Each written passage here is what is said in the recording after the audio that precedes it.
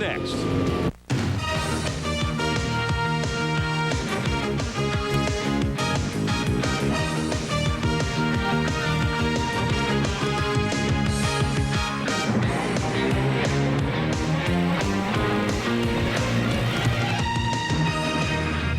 Welcome to a beautiful late summer afternoon in Delaware. The MBNA 200 today live on TNN Motorsports for the NASCAR Busch Series.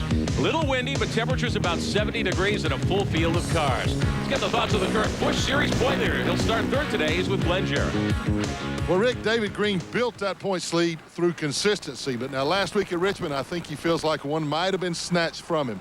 David, looks like you had victory in hand last week. What about today? How do you approach this race? Well, the same old way, Glenn. Dover's a tough racetrack, but we got to do the same thing we've done all year, and this CAT team's gave me a great car to start off with, and hopefully if the driver does his job today, we'll be okay again. But just a tough place here, and I think we're ready for it. Goodyear's got a great tire here today, and we're ready to roll. That kind of consistency is what wins races here at Dover. This team will move to the Winston Cup circuit next year, but they're focused on that points championship. Here's Randy Pemberton. On the pole this afternoon, the DuPont Chevrolet, driven by Ricky Craven, turned the Monster Mile in 23.989 seconds. Your second pole of the season, Ricky, but you haven't won a Busch Series race this year. What about today? Well, we should. You know, we've run awfully well here in the past. And going to take a mistake-free day. You know, we had a great run at Darlington and goofed up on the pit stop, but that's the norm anyway. You know, you need to have a nearly perfect day. And I got a nearly perfect car, so rest is up to us and the crew. Okay, good luck this afternoon. Alongside Ricky Craven on row one is a guy that's never won a Busch Series race, and he's standing by with our Larry McReynolds. Larry. Thanks, Randy. Jeff, you're starting on the outside pole here today. You pretty much yesterday announced your plans for next year, but what would you like to accomplish in these remaining 4 races driving this black number 3? I'd like to win 4 races, Larry, to tell you the truth. We got an awful good car today.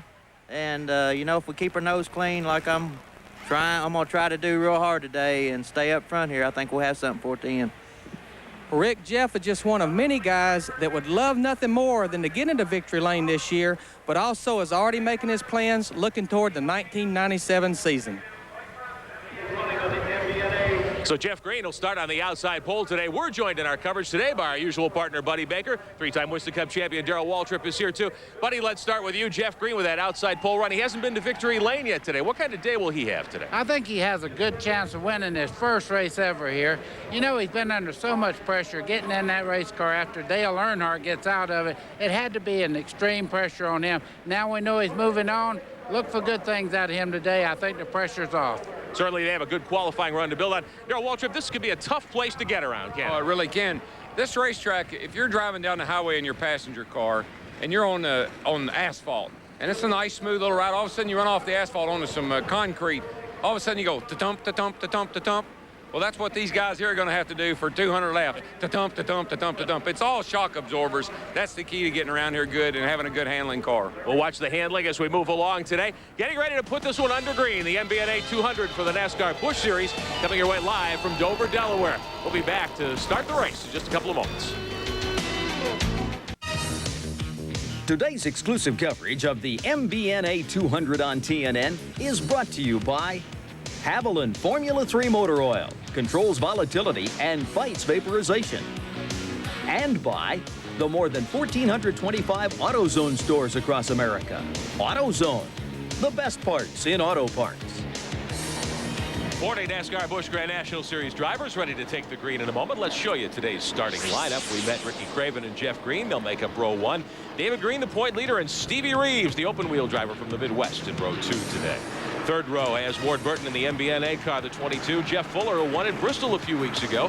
Fourth row, Mike McLaughlin and Kevin LePage, driver a lot of people like for next year. Jeff Purvis and Elton Sawyer will start in row 5. Sixth row, Rodney Combs re-up for next year in the Petty car, and Chad Little in the John Deere Pontiac. Seventh row, Dick Trickle and Hermie Sadler, who's run well here. Phil Parsons and Gary Fita will make up row 8 today. Ninth row looks like this. Terry Labonte, who's always a threat, and Mike Wallace set to go Winston Cup racing again next year. Tommy Houston in the show today, and Buckshot Jones, who won his first Busch Series race at Milwaukee, in row number 10. The 11th row, Ron Barfield driving Bill Elliott's car, and Shane Hall. Jason Keller in the Slim Jim car, and Randy LaJoie, who won here back in June, starts 24th. 13th row, Patty Moise and Todd Bodine. Row 14, Randy Porter and Curtis Markham. And the rest of the field, Dale Jarrett way back in the 15th row with Elliott Sadler. Jim Bound in the 51 car and Glenn Allen Jr. in the Luxair 99, the 16th row. Your 17th row, Jimmy Spencer in a backup machine and Dennis Setzer driving the 77. Mike Dillon in the 72. Larry Pearson in a Ford again today. He'll start in the 18th row. Row 19 has Bobby Dotter and Hal Browning, a local driver, late model veteran. And Brian Donnelly in the 89. Bill Hoff will make his second Busch Series start of the year. He'll start shotgun on the field in 40th spot. So 40 cars ready to go here on the Monster Mile. Rich, the people at home might be wondering why they got two different groups of cars there. You got 20 cars up here in the lead pack, and you got 20 more back here, and they're just getting their pit road speed. You can do it easier that way where you're not all bunched up. So we've got another pace lap or two till everybody gets set. Let's take a look at the AutoZone race analysis brought to you by the more than 1,425 AutoZone stores across America. AutoZone, the best parts in auto parts. More than $314,000 up today for the 40 drivers. We'll go 200 miles. And the race record set by Harry Gant 5 years ago in this event, 126.5 miles an hour. 26th time these drivers have taken to the Monster Mile. We're going to show you several different looks at this racetrack today. We'll be riding along with Hermie Sadler in his Peebles DeWalt Chevrolet. And we'll watch Hermie move up through the field up top as well today. Good view from Hermie Sadler, who'll be starting back in the 14th spot today.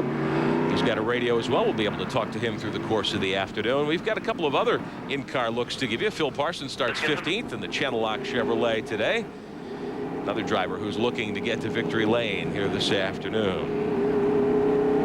Big crowd on hand here today in Dover, Delaware as well. Dick Trickle, a driver who's run very, very nicely all season long in that 64 car. He'll light up 13th today.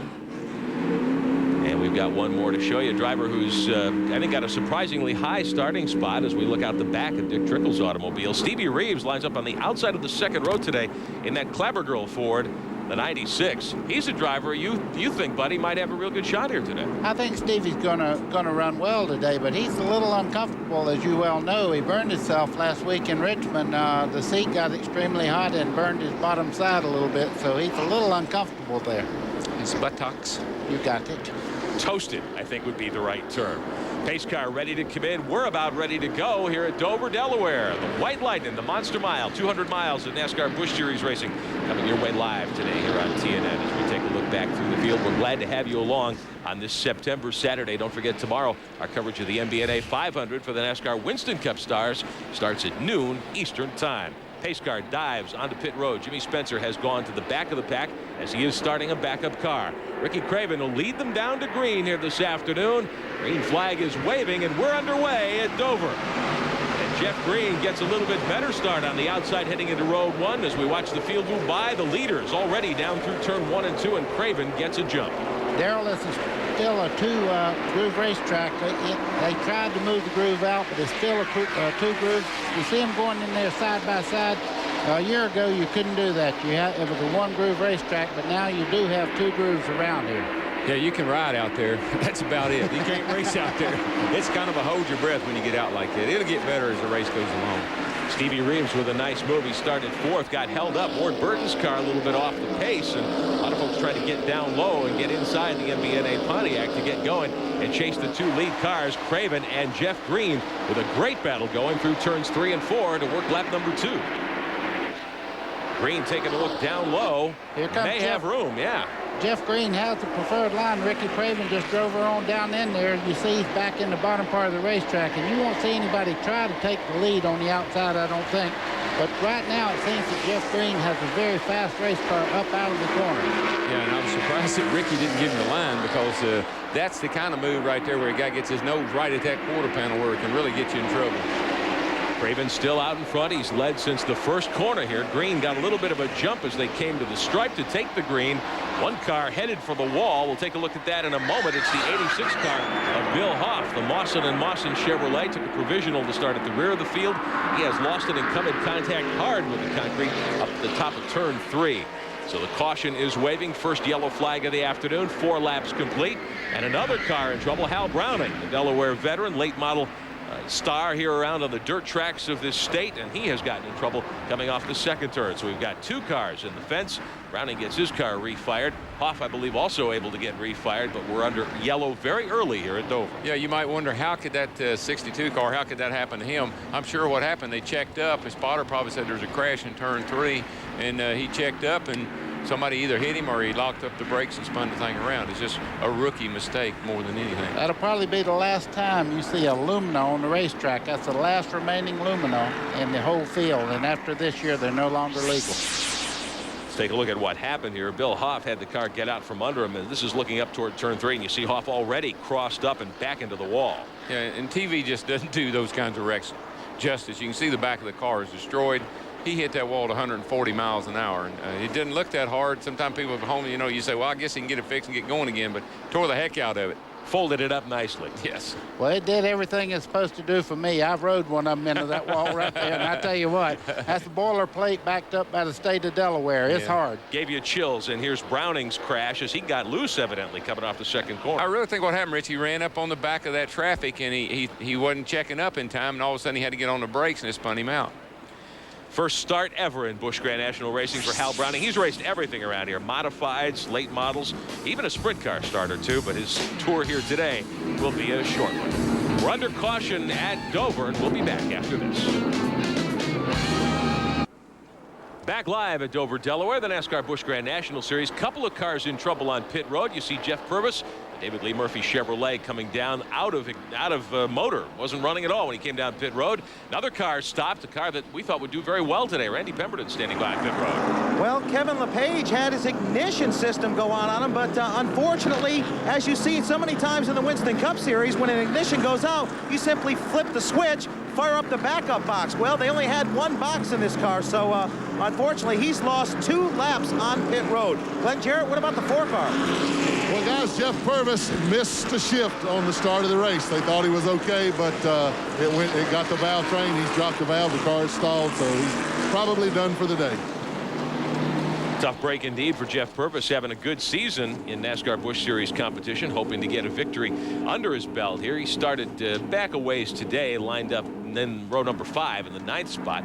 As we take a look inside the number 1 car, Fermi Sadler, riding right at the moment on the racetrack, trying to get up through the field and make a move as we run under caution. 2 caution situations right off the bat here today. I'm going to show you now our Pep Boys driver profile. Pep Boys for quality parts, tires, and service. And our Pep Boys driver profile today features a guy named Steve Park. Last week on TNN, you saw Steve run 5 races in 2 days at New Hampshire International up in Loudon. Here he is in his NASCAR Craftsman truck ride, the Pennzoil truck. He ran the truck race, qualified on the outside pole. He also ran 2 Busch North races and 2 modified tour events. He won one of them in the Sunoco number 8. He's been one of the most sought-after young stars in racing, a modified tour regular for the past several years. Well, his career is about to take a big jump. The announcement came here earlier today. He's going to go to work for Dale Earnhardt Incorporated and step into the Busch Grand National car, the 3 car that's been driven this year by Jeff Green. Steve Park very excited about it. And you know, we got a multi-year deal with an option maybe to go to Winston Cup in a few years here, and it's a real dream come true for me. You know, young guy from Long Island, and you know, I'm just really proud to be a part of it. Steve, how did this whole thing come about? What prompted it? Did you like get a telephone call from Dale Earnhardt? Tell us about it. Yeah, it's the quote-unquote famous telephone call. I thought it was a prank phone call at first, but, you know, I come home from racing. We had a pretty busy schedule. We had a pretty busy 2 weeks. I come home, had about 15 phone calls, and I got a message on my machine that it was Dale Earnhardt, and he wanted to talk to me. And I called all my friends and wanted to know who was playing a joke on me, but it ended up being real, and he actually had to call me back because I didn't believe it the first time, and when he called me back the second time, I knew it was real, and I was just real excited. So Steve Park is coming south to run in the Busch Grand National Series next year. That's been the Pep Boys driver profile this afternoon. Jeff Purvis's machine still on pit road. Looks like they're done for the afternoon. Purvis just unbuckling and stepping out of the car after only 7 laps. A moment ago, he came down pit road and the car wasn't running when he stopped. And of course, the 88 of Kevin LePage now behind the wall. We can see a little further down as well as they work to switch the ignition box on that machine. First caution of the afternoon. 2 cars in the wall in separate incidents, really. The 62 car of Hal Browning was the second car. Bill Hoff's 86 got in the wall up in turn 3, and we ran a couple of laps under green before the caution. Ricky Craven at the moment has things going his way, but we're very, very early here. He's got a fast race car here this afternoon. Ricky does, yeah. And, you know, he almost won this race, or could have won this race in the spring. And as he said, he had a great car at Darlington and missed his pit call. And so I know that car is fast and certainly capable of winning the race. Keep your eyes on the 47 of Jeff Fuller. He has moved up to 4th place. He won at Bristol earlier this year. I think he has a good chance today. He runs well on a high bank racetrack. Well, and it's concrete, and they're very similar between Bristol and here. Green is back out. Craven takes him to the stripe to begin lap number 8. Jeff Green in the good wrench 3 looks low heading down into turn 1. David Green sits 3rd as we race before a full house today here at Dover Downs. Up onto the backstretch, your 2 lead cars, no change there. They've got about 5 car lengths on the 95 car of David Green. Let's find out more about the Jeff Purvis situation. Larry McReynolds. Rick, I'm here with Jeff Purvis. Jeff, not what you wanted to see with just 10 laps ago. You left the motor out of it. Well, Larry, I can't really hear you, but you know, I felt like we had a sleeper of a race car right here. I thought the car was going to run real good. I thought we had a good chance of winning this race right here, and I don't know, something happened under caution. It just locked the motor up, so we're out for the day, I guess. Rick, that's a very dejected Jeff Purvis. Knows he's got a lot of ground to make up with just 3 races remaining in this 96 season. Trouble on leaders down the main straightaway, but trouble on the backstretch. That's Curtis Markham in the Hensley car. The Lysol Pontiac into the wall on the back straightaway. So we go caution once again on lap number 12. Curtis with 4 fifth places, his best runs in the Busch Series, but a very strong team, the Hensley Racing Group out of Ridgeway. You see how every car goes into the inside wall here. What most people can't tell is the straightaways here are back to about like the turns at most racetracks that we cover a race on, so you're going directly into the inside when you spin. And as we take a look, yeah, it looks like Ron Barfield got into the back of him. I thought he did. I was watching that come off that corner over there. Now watch how quick he comes across the racetrack and right into the bottom. One good part about it, you don't come back across the racetrack. Once you're down there to stay. It's real narrow back there. It's hard to no room for recovery very often. 6 degrees of banking on the straightaways here, 24 in the corners, and it is a pretty steep hill. Curtis Markham okay. The window net is down. Rescue crew on hand to talk to him, make sure everything's okay. We'll come back to Dover after this.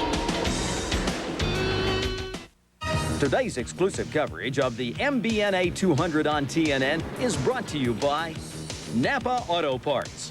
At Napa, we keep America running. And by tangy Heinz 57 steak sauce. Let's eat.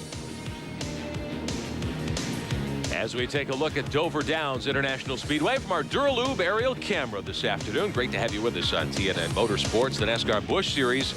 Running 200 miles today. Tomorrow, the MBNA 500. Live coverage at noon here on TNN for the NASCAR Winston Cup Series. 14 laps complete. We're under caution for the second time this afternoon. Curtis Markham got together with Ron Barfield coming off the second corner a moment ago. Spun across the racetrack, belted the wall on the inside.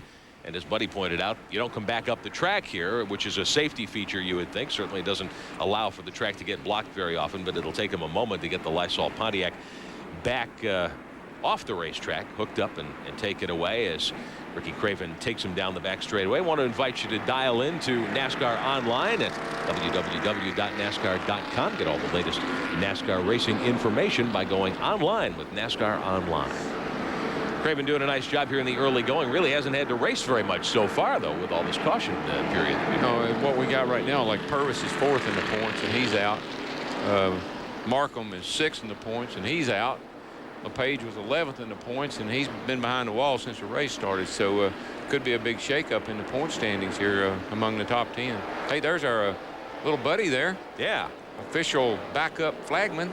He's a fixture here at Dover. Oh, yeah. He never quits. He's waving that flag all day long. He's getting just about the size they're going to have to start paying him something for standing there. Field still under caution here at Dover as the 63 car gets put on the back of the hook on the backstretch and brought around to the garage area. We'll go back to green flag racing at Dover in a moment. 17 laps complete at Dover. The green has just come back out, and the Jeff Green, right behind the Ricky Craven car down the back straightaway. That's the 2-car battle for the lead. These first 2 cars get great jumps on every restart. They have about a 15-car length lead over the third place cars. They come down after just 1 lap. That's very essential here to get gone and get out of harm's way. And these two guys hadn't been racing each other. They've just been following the leader, and they are really moving around this racetrack. David Green sits third. Jeff Fuller and Mike McLaughlin round out the top 5. David Green, the point leader, he needs to finish consistently the next couple of races, the final 4 races, to win the championship. But the other guys, McLaughlin, Fuller, they want to win races at this point. I think right now it's very central. Look, 3 wide coming down the back straight or going down into turn 1. You see in the 23 there, Chad Little getting out of the line just a little bit. They don't fight much going in the corner here, Darrell. They just kind of give way. No, and there's some really tight racing going on right now. These restarts are keeping the field bunched up, and boy, everybody's got to use their best judgment at this point to keep them having a big mess like we've had here before. Down the main straightaway, closing in on lap number 20. Stevie Reeves and Dick Trickle with a battle developing right now. And that's the fight for 7th spot as they race through 1 and 2. Trickle has moved up nicely here in the early going of this one. He's got a very strong car. Ran very well when we were at Myrtle Beach earlier this summer. Trickle up to 8th, started back in the, let's put him back in the 13th starting spot. So he's gained a lot of ground here. 2 leaders, meantime, have started to stretch the lead even more. Trickle trying to size up Stevie Reeves. Phil Parsons in that mix with Chad Little, too. Well, that's the one good part about Dover. You don't have to just focus on the lead cars all the time. There's great racing back in the package. You can see 2 wide down going into turn 3 there as Dick Trickle on the bottom. Stevie Reeves loses another position. He must be a little bit loose because he's not able to hold the car right down on the bottom. So put Trickle now up into 7th spot. He's got a ways to go to catch up to Rodney Combs. Here's Chad Little looking inside Stevie Reeves as well as they run down into turn 1, but doesn't quite have enough to get by there. But Little will be working on it. You can count on that. If you move up, if your car slips up out of the low groove at all, then it opens the door for not just the guy behind you, but several cars. Phil Parsons getting in there as well to try to get by Reeves and gain a spot. And we see Little move by down the low side up onto the main straightaway here at Dover. A lot of shuffling back there in the back. Dennis Setzer in the Lipton T car today, or actually Elton Sawyer driving that car today. The one of Hermie Sadler also in that group of cars. And Reeves on the outside. He's hung out there, isn't he? Yeah, watch this. I mean, they'll continue to go by him. They just freight train by you, and there's nothing you can do about it. You could hear a spotter telling him, there's cars on the bottom, because if you barely touch somebody in the corners here, right into the wall you go. Elton Sawyer in the pack, working his way down. Chad Little currently shown in 8th spot. Parsons is 9th. Sadler is 10th as we work up onto the backstretch. Now Phil Parsons taking a look inside. Good battle here also. This is for 4th spot. The 47 of Jeff Fuller gives way to Mike McLaughlin for 4th. Well, we know McLaughlin can run good here. We've seen him win here, so they have a good setup for this concrete. I think the 34 car has probably won about as many Busch Grand National races. I mean, back when Todd Bodine drove it, he won his first race ever in this 34 car. And through the years, it's been a constant good race car for Dover. Rodney Combs now moving in behind the 47 of Jeff Fuller. That'll be a battle for 5th spot. And Randy LaJoie is moving up as well. LaJoie started back in the 24th spot today. This will put him up to 13th, so he's gained 11 spots in 25 miles of racing here today at Dover. LaJoie currently 2nd in the Busch Series points. Won here back in June. Told me this morning that he didn't mind starting as far back as he did. He thought they had a great race car for today, that he'd be able to get up and into the mix here before this one is over. Rick, there's qualifying setups and there's race setups. I'd rather be good for the race. The big problem you have anymore is if you're full second off, you don't make a race. So a guy starting in a provisional spot could actually win a race because you really have to go hard, and there's not a second between first and last. Yeah, and LaJoie's car is working really, really well, buddy. He's right on the bottom of the racetrack, and he's closing up on all the cars in front of him he's catching. This is the battle for 9th. Chad Little is 9th in the John Deere Pontiac. Hermie Sadler is 10th in the DeWalt Tools car. And Sadler right up on the back of Chad as they come up onto the main straightaway. Got a car smoking up here in the turn 3 and 4. I'm not sure who it is. A black car. 85. That'd be Shane Hall down the main straightaway there as we continue to watch from the rooftop camera of the Hermie Sadler machine. There's Little able to hold him off right now. Hermie won't be there very long. He's getting great drive up on as he starts from the center part of the corner of the straightaway. He's really getting great drive out of there. You can see he gains every time they come out of the corner. Sooner or later, Chad Little's going to slip a little and he'll get by him. Little able to hold on to the spot right now directly in front of those two cars. Dick Trickle is 8th. He got a glimpse of the Duralube car just a moment ago. And down the backstretch, still Little right in front of Hermie Sadler as they fight for 9th, and Nelton Sawyer right there as well. As awesome as Chad Little was last year, and we've talked about this a dozen times, they just cannot get the handle on that Pontiac. They just can't get that car to work like that Ford did last year. Pack of cars down into turn 1.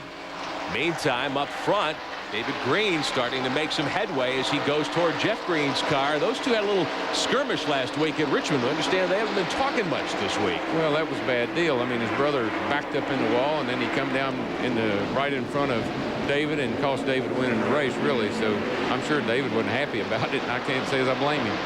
Yeah, but you see, brothers, I know my two sons, when they would pass each other, we had a huge house when they were being brought up, and they couldn't walk in the same hall without bumping elbows. So that's just a brother feud, but when he started to go by there, he just moved right out of the way and just said, go on. David Green, of course, the Busch Series point leader, fighting for his second Busch Grand National Championship. Now up to second spot behind Ricky Craven. Jeff Green drops back to third. McLaughlin is fourth. We look back at Hermie Sadler now. He's moved up behind Trickle. Sadler is ninth. He made his way by Chad Little a moment ago. 25-45. Here comes Randy LaJoie as well up into the hunt as LaJoie moves up to 11th spot, looking for 10th now under Chad Little. You see Chad moving over, giving him plenty of room. He realizes that Randy LaJoie is quite a bit faster than what he didn't even contest the move going down in the corner there, because he knows that Randy LaJoie, once he commits, he's going to go. Shane Hall came on pit road a moment ago for a quick stop and go. He was the car smoking, as Darrell pointed out, and they brought him in to check things out. He's back underway and on the racetrack. Buckshot Jones moving up into that battle as well with Elton Sawyer now as they duke it out for 12th and 13th spot. Little trying to hang on to 11th. LaJoie has gone by and has started to roll toward the front of the field here this afternoon. Look at how LaJoie has put 8 or 9 car lengths on Little all the way.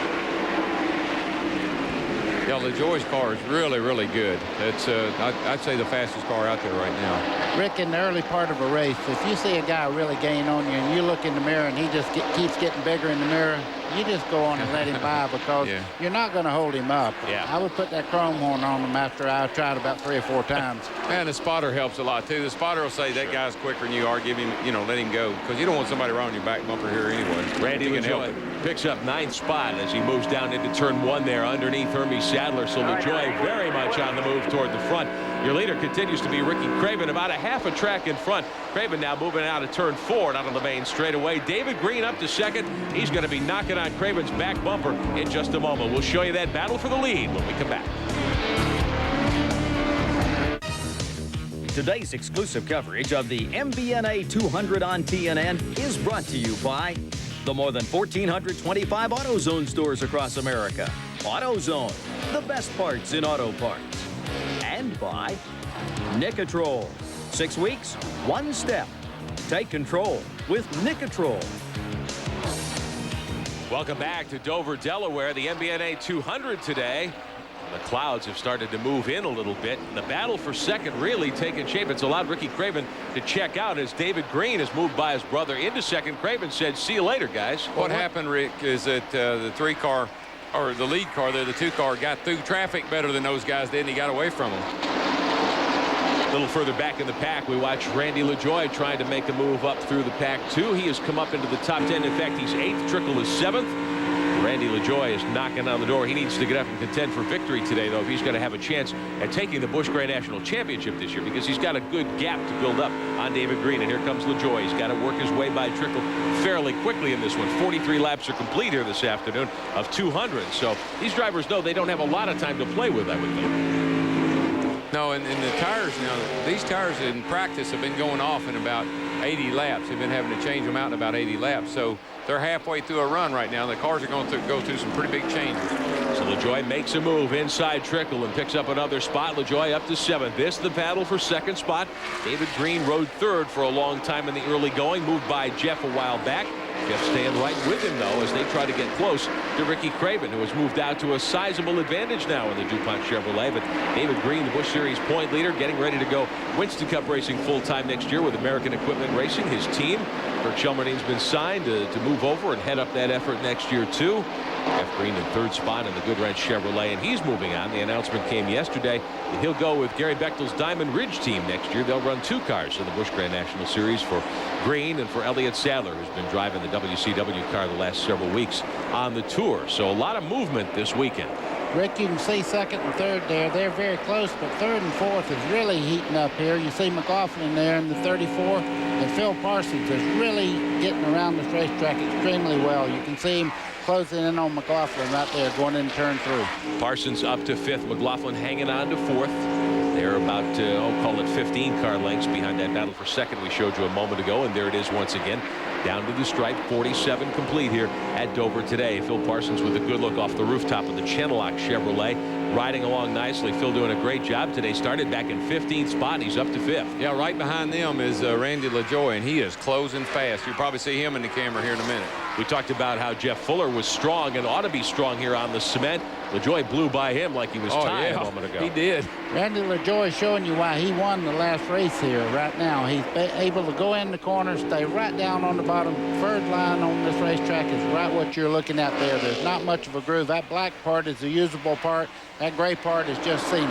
It's easy to drive in the corner hard here. You got all that banking, and then you can really drive in hard. The trick is to drive in hard and keep it on the bottom. Car wants to skate up. Yeah, it'll skate easily. right up the hill if you're not careful. So that's what you work on real hard, is keep the car where you can drive it in as hard as you want to and still turn. McLaughlin in the 34, holding on to 4th spot, directly ahead of Parsons in the 10. He is 5th. As we battle in the first quarter of the race here today, Terry Labonte on the move nicely. He started deep in the field today. He's just picked off the 38 of Elton Sawyer to take over 12th spot. Terry Labonte, whenever he settles up that bear number 5, he's a threat. You know what Terry does? I think he calls everybody on the radio and he says, listen, I'm slipping by these people, but don't tell anybody. And all of a sudden, oh man. I saw the same thing. If you hadn't pointed, folks, we're not trying to keep it from you. Todd Bodine almost took a lap car completely out of this state just then going into turn 3. He didn't go where he was supposed to, and man, that was a heart stopper. Terry Labonte is 12th, the current Winston Cup points leader. Elton Sawyer back at 13th. Driving the Aiken-Sutton car in the second half of the season with Lipton T on the flanks. A lot of questions about where all those principals will be going next year. Terry is set, but the question with the 38 car and who'll be driving it and what Elton Sawyer is going to do next year, very much up in the air as well. We take a look back up to McLaughlin, who is 4th. Now look at Randy LaJoie right behind Phil Parsons. Randy LaJoie makes everybody else look like they're waiting on him. I mean, he is really flying up through here. You can visually see how much quicker he is than everybody else. And he's moved in on Phil Parsons there. I'm sure Phil's looking in the mirror saying, wow, where'd he come from? Close fast, he really is. Sean to point out that the poorest starting spot ever for a Busch Series winner here at Dover was 24th. It was 1 year ago, and Johnny Rumley started 24th and won the race. That's where Mr. LaJoie started this afternoon. So if you think he doesn't have a chance here today, not so. He's flying at the moment, trying to work his way by Parsons, who has gained 10 spots in his own right. I mean, Phil certainly has been running well today. You see, though, when he gets to the corner, he just goes in 5, 6 car lengths deeper than Phil Parsons, takes that spot away and moves right in on McLaughlin as they go down the back straightaway.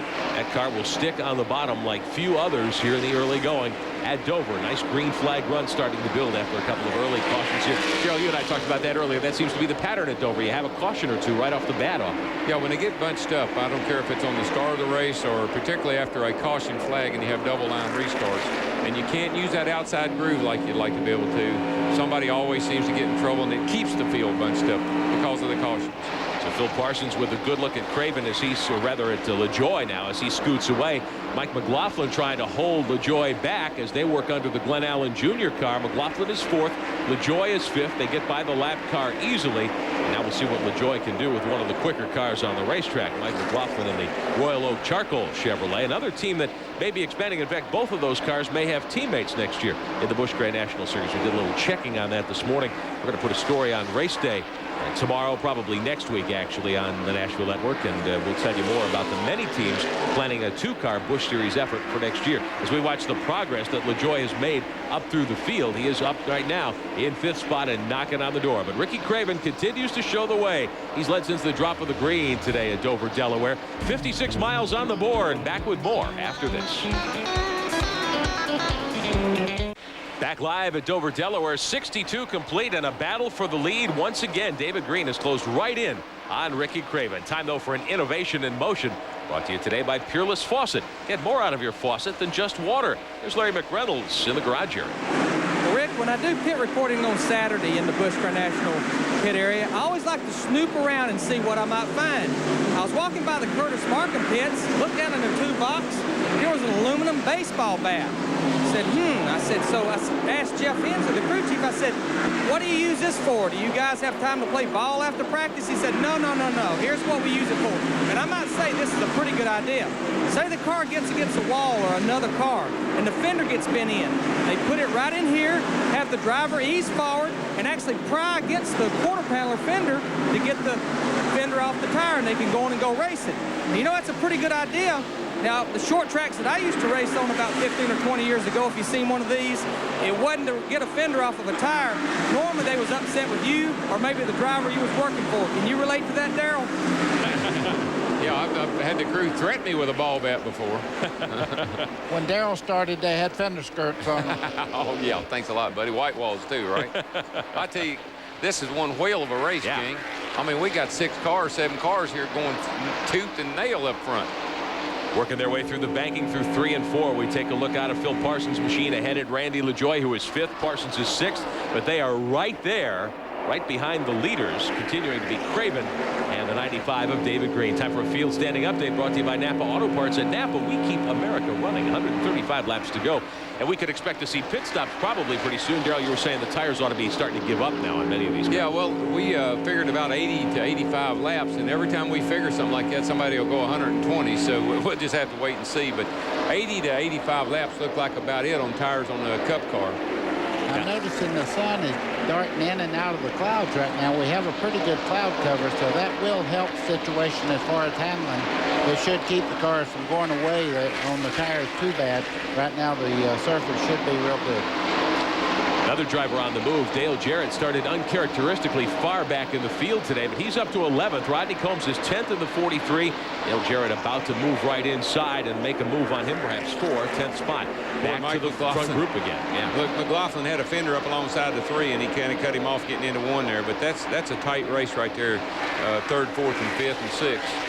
Darrell, I believe right now that what's happened to Randy LaJoie is his crew chief has told him, hey, we've caught the leaders now.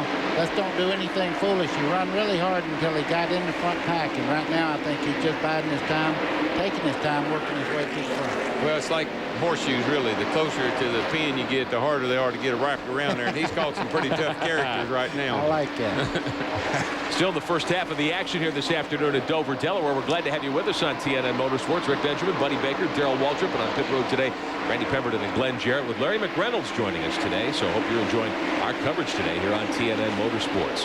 Jeff Green in the 3 car sitting in 3rd spot. Also have to tell you that the 32 car Jarrett and the 5 car Labonte, now they're masters at setting up for a long run, getting a car that'll stay up under them for the whole 100 miles that you might have to run, and that's paying off big for them right now because it's been up under green ever since we started on them. Jarrett is up to 10th. Terry Labonte is up to 13th. We watched both of those cars run here a few moments ago. This is the battle for among the top 6. Really the fight for 3rd now as Jeff Green tries to hold off McLaughlin. You're exactly right. Jeff Green is not up to pace to what it takes to keep up with the first 2 cars. Somebody's going to have to make a move on him pretty quick here. You see McLaughlin there in the 34. He's looked twice on the inside and tried to make the move. Jeff Green took the preferred line getting in the corner. But they're not going to sit there very long and watch that lead bunch go as I speak. Here we go. Yeah, maybe down the inside now, down into turn 1. McLaughlin down low, and the Royal Oak car gets by Jeff Green. So Mike McLaughlin picks up 3rd spot as they race down into turn 1. Randy LaJoie looked like he wanted to follow and couldn't do it. Did you see Rick at the 3 car? He rubbed the quarter panel of the 34 car not to open that door so that the 74 could get by. So that's really cutting it close and playing it cool. Certainly is. As we take a look again out of Phil Parsons' machine, Phil still riding back in 6th. LaJoie directly in front of him in 5th as the leaders work through turns 1 and 2 and toward the backstretch. Well, the leaders have closed up on some lap traffic, and that's going to really tighten everything up. McLaughlin now making that move, and here's LaJoie to take a look inside Jeff Green, going for the position there. The race for 4th spot, can't quite do it, but you can see the 3 car slip up a little high on the banking. Well, Randy won't sit there very long. He's very, very aggressive, and Jeff Green might cut him off a couple of times, but he'll eventually stick that nose right on in there.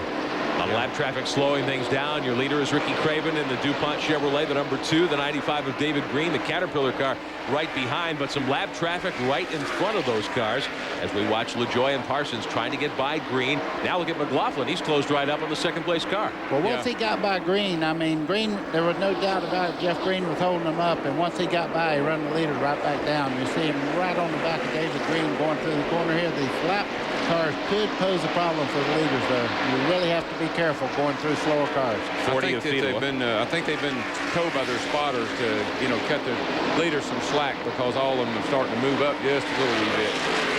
That move there around Fedua gave Craven a chance to open the lead back up just a little bit, but he's still got a couple of cars to work by. The 77 automobile looks like Chad Little's car as well. At the moment, Dennis Setzer today driving the 77, the Mark III Financial Chevrolet.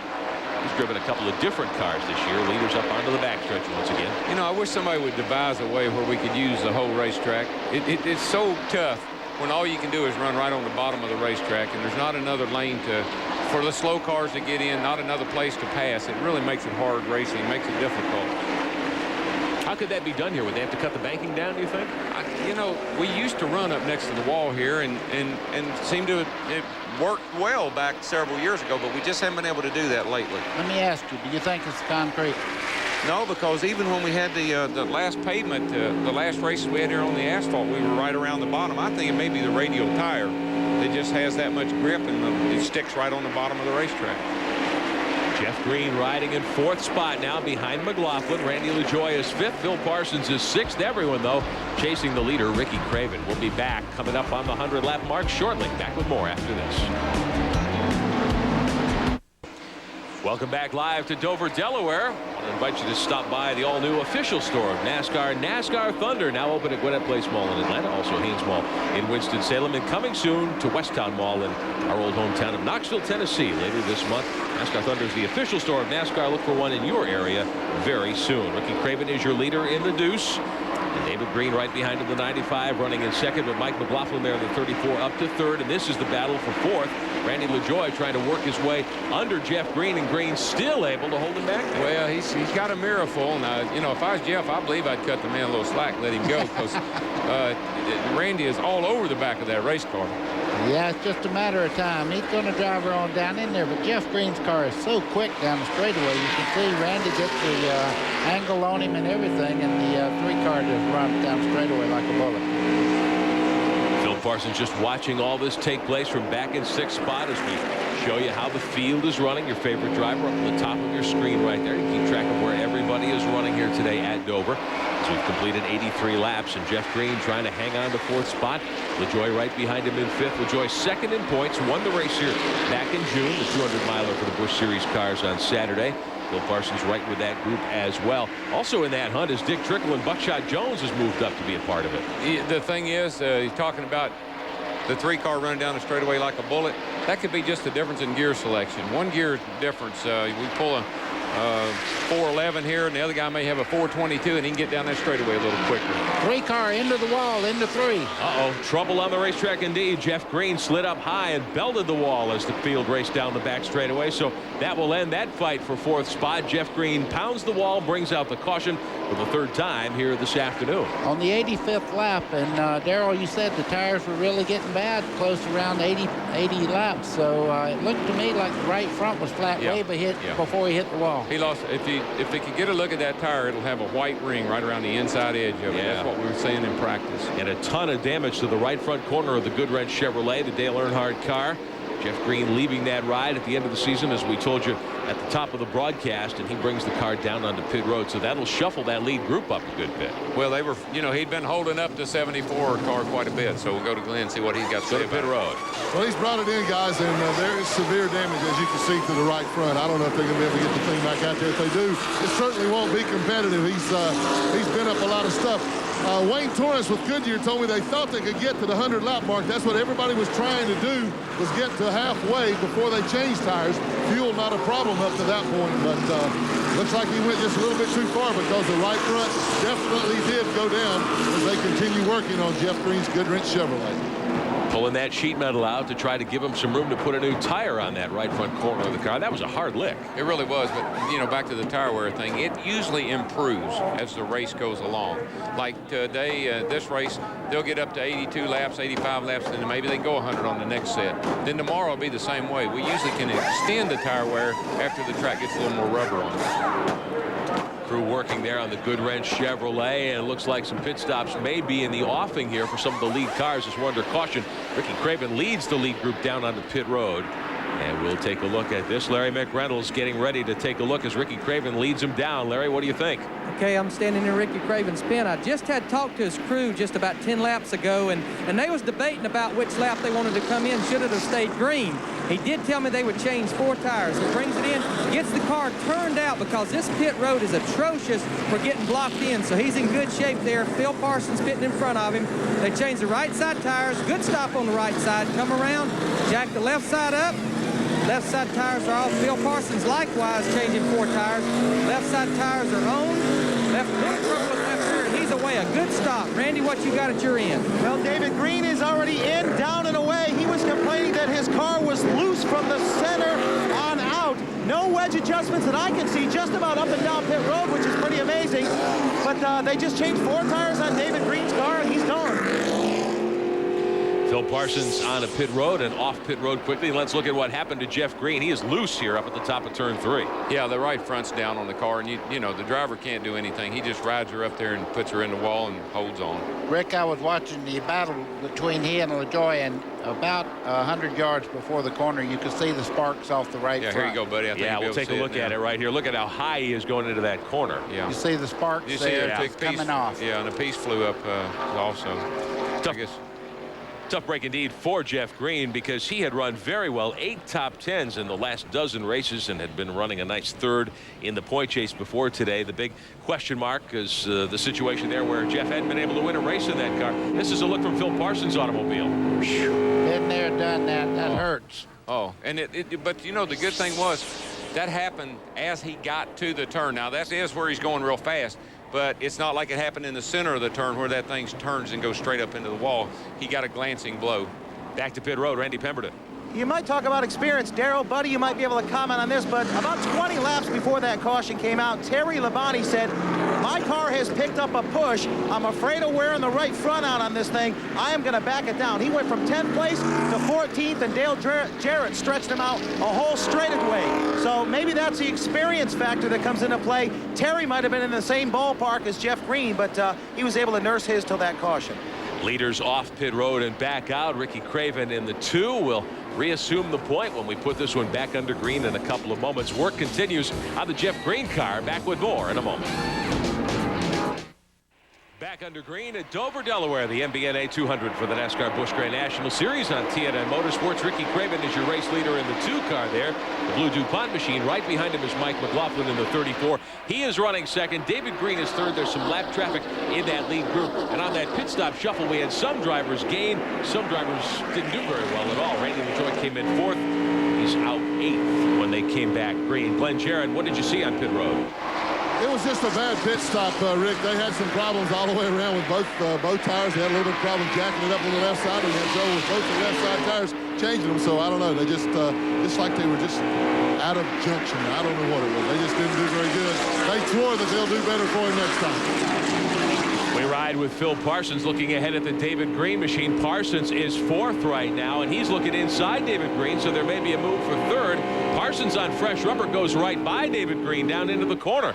So Phil Parsons gains ground and moves up to 3rd spot. Buckshot Jones, buddy. Do you remember the spring race here? He got a lap down early and ran with the leaders late in the race and had the fastest car, one of the fastest cars in the race. So they haven't forgotten the setup, doesn't look like. Buckshot up to 5th. He started 20th today, so he has been a driver on the move. We talked about tires and the incident that led to Jeff Green belting the wall. Larry McReynolds, what do they look like down there? Well, Rick, I'm standing here with the right front off Ricky Craven's car, and you can see, and this is how we tell how the tire is wearing. See these check codes? This is the outside of the tire. This is the inside. You can see they look real good on the outside, but here on the inside, the very inner edge, not much check code left. Now, what happens, you've heard us talk about camber, and camber is tilting this tire inward like this. The more camber you put in it, the better the car will turn. Now, we're facing it in the Winston Cup garage. What we got to do, we got to put enough camber in the car that the car will turn, but we can't put too much that this inside edge wears out. So it'll be interesting to see if the wear gets better as the day goes on, which I will say this tire looks a lot better than some tires we saw from practice this morning when the racetrack was a little bit green. Randy, what you got down your way? Well, Larry, that was quite a long run of green flag racing on those tires, and I came to chassis consultant Kurt Shummerding for the Cat team and driver David Green. I asked him what he thought of their tire situation. They looked at all four corners of their car, said their tires look good. They thought they went long enough. Now David can go ahead and run his pace. So they like their tire wear on the 95 car. Dale Jarrett, meantime, has been on the move. He and Randy LaJoie have hooked up, and they've gained a spot, working their way right around with Dick Trickle behind him. Big pass Jeff Fuller a moment ago.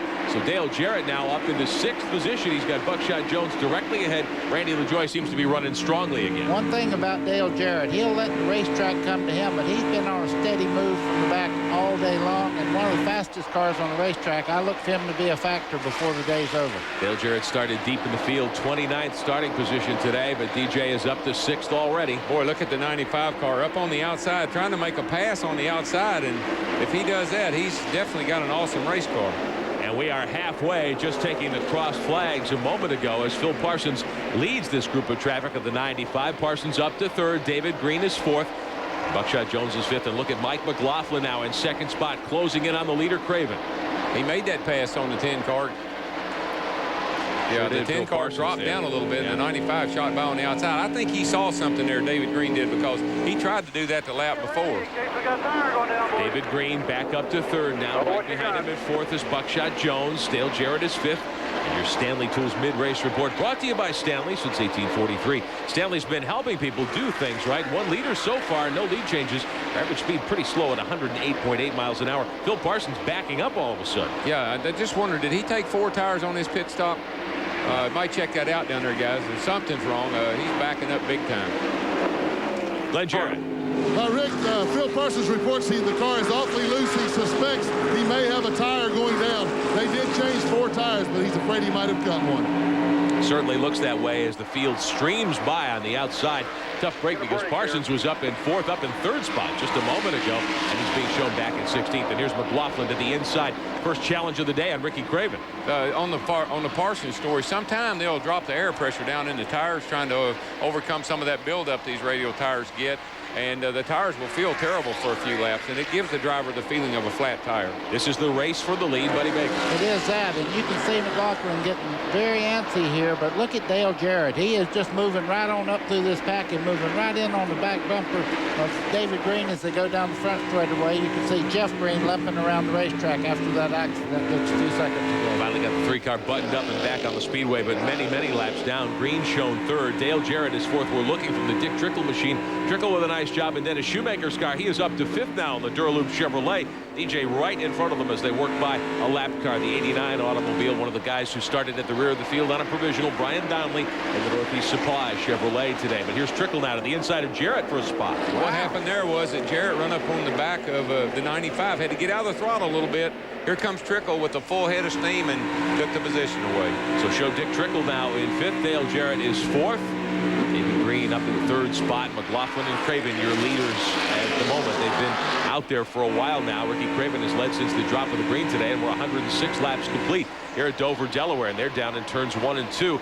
McLaughlin able to get up on the 2 car, but not able to make a move yet. He looked very strong up out of the corner. I just think right now he's just being very particular about what he does because McLaughlin certainly has a fast race car. Boy, I tell you, Dick, old Leroy Trickle there, now he is coming on, buddy. He just blew by the 95 car, and I thought maybe he was just holding them guys up, but he ain't holding nobody up right now. Trickle, another driver in this series who is due for victory, and maybe this will be the day. But Craven continues to show the way over McLaughlin as this lead battle continues to percolate down the backstretch here at Dover, Delaware. Sun's back out again. You've talked about how the sun's been in and out, and that's changing the racetrack condition. It certainly has, and I'll tell you something else. That 94 car, Barfield, yeah, he has been right there behind that. I think he's a lap down, if I'm not if I'm not mistaken, but he's hanging with the lead pack right now. To answer your question, if one corner's in the shade, one corner, you'd be a little bit tighter in the corner that's shaded up, and the one that's, well, look at McLaughlin moving into the lead here. McLaughlin trying to go by on the inside, and 3 can't do it. Craven able to shut the door. Picking up on what you're talking about, buddy, a lot of people think concrete's not as sensitive to heat and clouds and things as maybe asphalt is. I don't know if that's, I can't tell you if that's true or not, but I have heard some other drivers say that. Rod Barfield in that mix too. He is 22nd a lap down, as you mentioned, Darrell, trying to get his lap back though.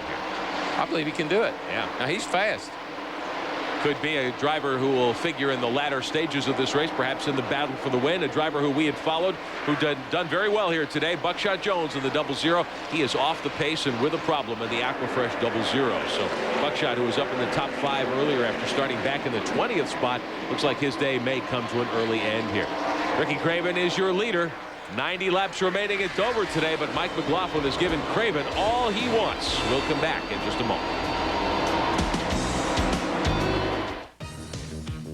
Today's exclusive coverage of the MBNA 200 on TNN is brought to you by Pep Boys. 26,000 items at the guaranteed low price. Tires and service, too.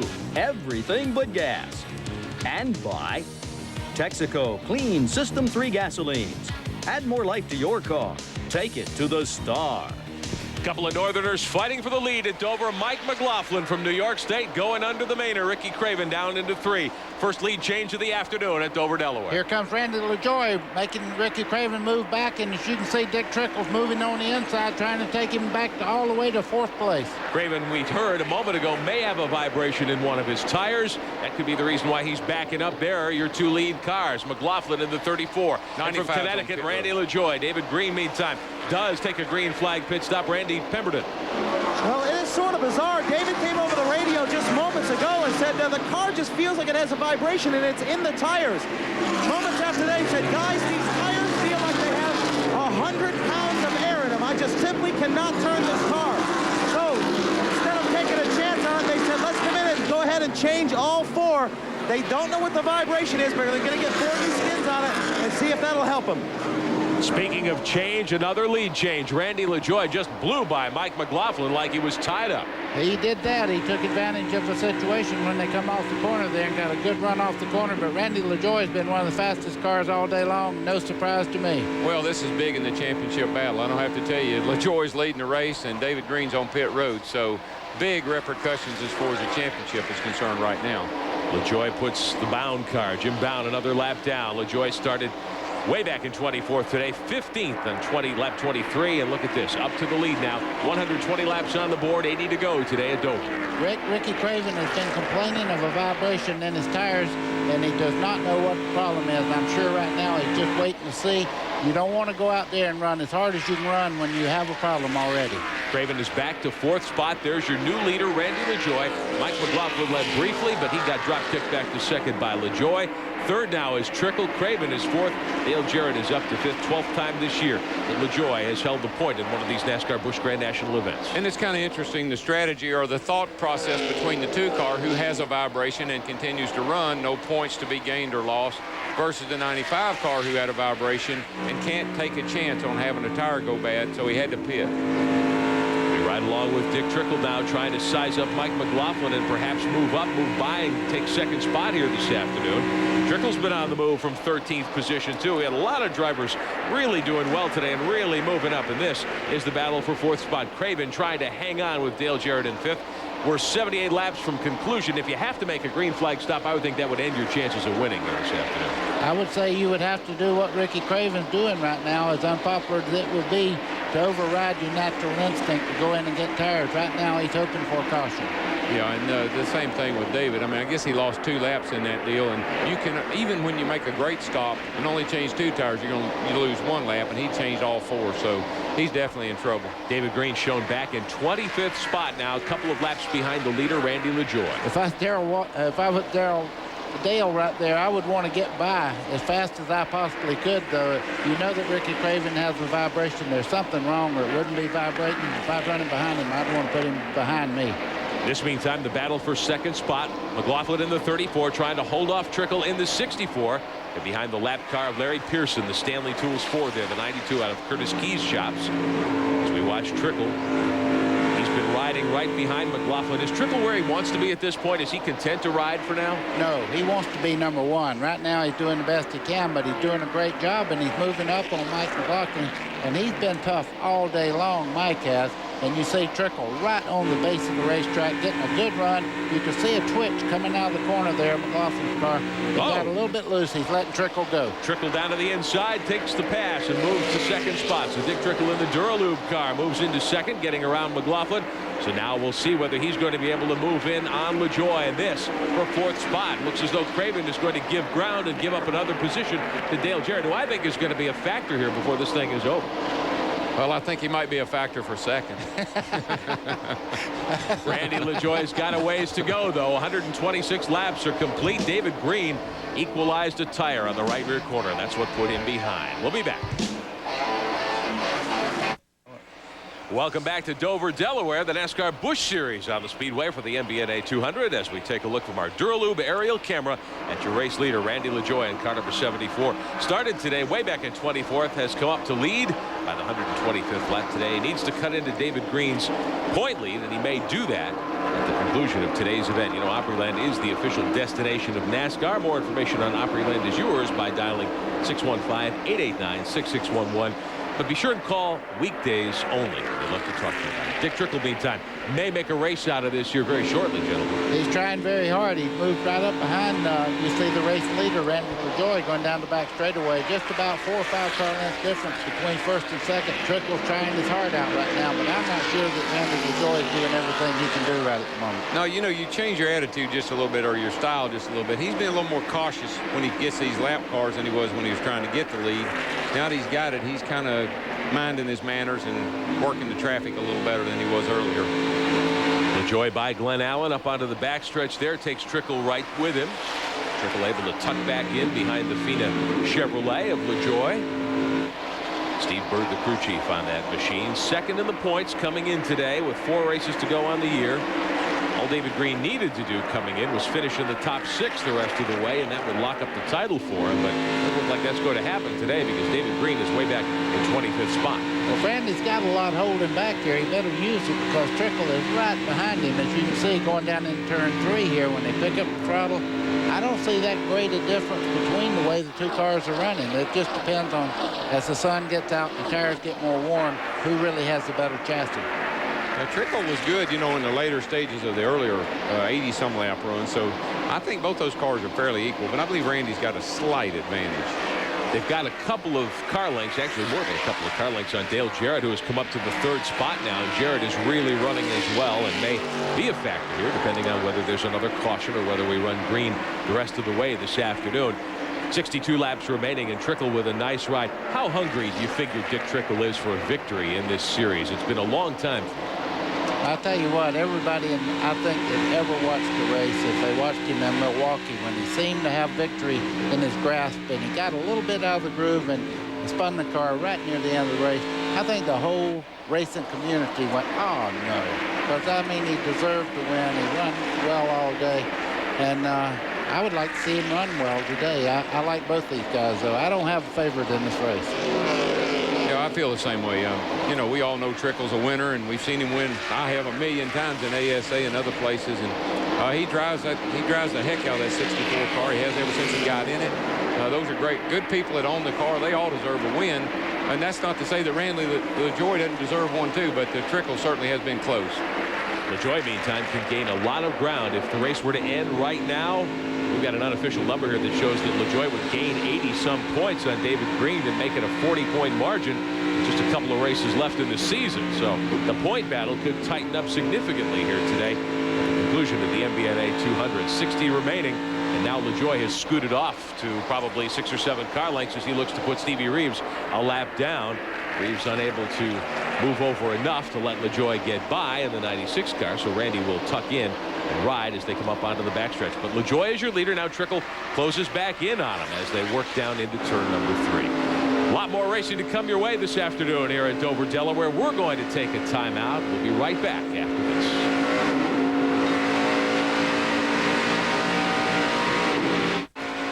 Welcome back live to Dover, Delaware, the NASCAR Busch Series, the MBNA 200 today on TNN Motorsports. Stevie Reeves takes us along for a ride. Dick Trickle went by Reeves a few moments ago. We're going to show you how Trickle may have used the bumper just a little here. That's a whoops. Trickle getting by safely, and Reeves able to keep it out of the fence as well. And Trickle takes us along on the rooftop of the Duraloop car. He is second behind race leader Randy LaJoie, about half a second behind as they race down into turn 3, about 4 car lengths to this. The thing about that was, I mean, the leader had already passed Reeves. He's a lap down now, and Trickle's running second. So he should, he should give up a little there and let Dick get on by to make a race out of it. We were talking about how David Green had fallen so far behind, lost a couple of laps on pit road, still running in the 25th spot, LaJoie leading. And the point race between these two has been a topic of discussion all season long. But David Green may be in pretty good shape here by the end of this one. Randy Pemberton, you were saying that he could go all the way without stopping again. Well, that is true. He got it right in the window when he had that vibration, and he had to come in and change 4 tires. Now, he did lose a little bit of time on the racetrack as he had to slow down because of that vibration. But as he sits right now, he can go the distance, and I believe everybody else will have to make a pit stop. And if this thing stays green, David Green may very well finish on the lead lap, so it won't be that bad for him. Depends, of course, too, on how the caution flags fall. We've had several in the first part of this race, but we've been green for quite a while here. In the second half, we've got about 50 miles to go right now as the leaders continue to work in green flag racing on the speedway. Jason Keller just missed the pits trying to get in and nearly hit the end of the pit wall coming in just now, so I'm sure that was unscheduled. You see him coming into pit road right now, but he come within an ace. They're running right into the end of the pit wall. Keller will take the Slim Jim car on the pit road, make a green flag stop here on lap 149. Meantime, this is a battle. Craven, who led so much of the early going, and Terry Labonte, this is for 5th spot. Yeah, Terry is, he's steadily moving up. He's a long way behind the leaders, but he's got a pretty good race car, particularly on the long runs that we've been seeing here lately. So they race up onto the backstretch. Craven running along in 5th. Labonte is 6th. Elton Sawyer is next in line, but he's a ways back as Terry Labonte patiently works his way up on the back of early leader Ricky Craven. Let's go to pit road. Jason Keller has hit pit road. They believe they may have broken a right front shock, and that could be the problem on the 57 car. He has shut the car off, sits on pit road, but I believe it's a shock mount, Darrell. You were talking, DW, at the start of the broadcast, how important shocks are here. Yeah, they use a pretty mean shock here to control the car on this concrete. I'll tell you something that's got Buddy and I both jumping out of our seat about every other lap. And the 3 cars, can't run up to competitive speed, and he's on the outside trying to stay out of the way. But boy, we've seen some close calls with that car and some of the faster cars coming up on him. We look at the car, Ricky Craven, who led much of the first big portion of this race, past halfway as a matter of fact, but he's back now in 5th spot trying to hold on to that position over Terry Labonte. Craven set a new track record for the Busch Series cars in qualifying here today. Only driver to qualify in under 24 seconds to take the pole. And since he had that tire problem, he has fallen back and is out of the hunt. Randy LaJoie continues to be your leader. They move up on the lap car of Tim Fedor. I just wonder right now if there's any of the lead cars that can make it without another stop. What do you think, Darrell? Can they stretch it? I'd say they're going to be within maybe 2 or 3 laps of making it. If this thing stays green, David Green could be in good shape. Randy Pemberton told us a few moments ago that the 74 team doesn't think they'll be able to go all the way. Larry McReynolds, what do you hear? Okay, I've been talking to John Irvin, Dale Jarrett's crew chief. He says as far as fuel, they can make it, and they are going to try to make it as long as Dale don't feel anything in the car. Their big concern is the right front tire wear. Dale's right front probably showed a little more wear than some of the other competitors. But right now on this run, the car is actually loose, and that will help the right front tire wear as long as they don't burn the right rear off. Glenn, what have you got where you're at? Well, Larry, I'm down at Randy LaJoie's pit. Steve Bird, I asked him if they can make it without pitting. He said he held up one finger. He said, I think we can get within 1 lap. He's telling Randy on the radio, save the tires, watch the gas, conserve as much as possible. They're going to try to stretch it, I know. Wow. 45 to go here at Dover today, and we haven't had a caution in quite a while. Well, if you can make it to 1 to go, you'll coast that last lap because you lose 2 laps when you stop under the green. Yeah. But I've never known any of them to figure it right down to that point. They got a little cushion in there somewhere. As close as this one is, though, you don't want to try to coast and still think you can win the race. Half a second separating the two lead cars. We saw Davey Allison several years ago here. I think Buddy may remember where he was going to win the race and he ran out of fuel under the caution. Exactly, right on the front straightaway, right at the flag. Yeah. I think Todd Bodine in it. I believe Todd won that race, if I remember correct. Randy LaJoie lapping by Jeff Fuller, who's had a tough afternoon after an early good run in the 47 car. LaJoie, your leader. 157 miles complete at the Monster Mile. We'll be right back. Back live at Dover, Delaware, we take a look at the Monster Mile, courtesy of the Duraloop aerial camera. 163 miles on the board today in the NASCAR Busch Grand National Series. The MBNA 200, Rick Benjamin, Darrell Waltrip, Buddy Baker on pit road for us today. Glenn Jarrett and Randy Pemberton and Larry McReynolds, and we're glad to have you with us as well. And if you've been wondering, the TNN Salute to Motorsports is already booked for 1997 at Opryland, June 25th through the 29th. If you'd like to know more, 615 is the area code. Dial them at 889-6611. But wait till Monday morning. Weekdays, they'd love to talk to you about next year's Salute to Motorsports. Strategy is going to be very important as we get down to the last 20 miles or so of this one. Wouldn't you say, Glenn Jarrett? Well, Rick, I think right now you got a lot of guys out there that are secretly hoping and praying for a caution flag. It's all come down now to tire wear. Most of them think they can make it on fuel or get real close, like we talked about Randy LaJoie. But they don't want to have to stretch these tires that far. They know what happened to Jeff Green. They're all being told to slow down, save your tires. They don't want to take that chance. You got two guys out there, Dale Jarrett and Terry Labonte, involved in the Winston Cup points chase. They do not want to risk blowing that right front tire, get the car in the wall, because you can get hurt here at Dover. Terry Labonte just backing out of it a little bit there as we watch Jeff Fuller, who's a lapped car, go by. Boy, I tell you what, anybody that's ever had any tire problems here, I'm sure you have, Darrell. Yep. I blew a right front going in turn one here, yep. and I think my head went in the next state over there. So it's a tough thing when you know you have a problem with wear. And right now, I'm sure these guys are just running what they feel is a good, safe speed out there.